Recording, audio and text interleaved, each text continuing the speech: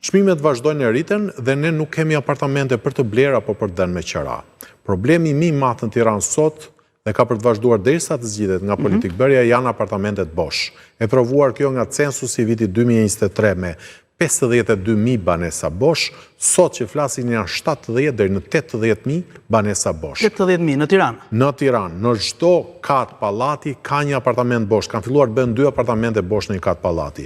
Dhe kush është absurdi? Ti mund të shkosh në një pallat, kam shkuar unë diku këtu te Alidemi, janë 7 hyrje në kat.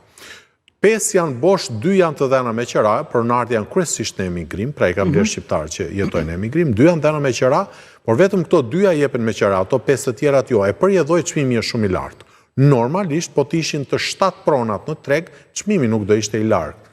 Pra, ne kemi mungesë të pronave në treg, jo të pronave që prodhohen.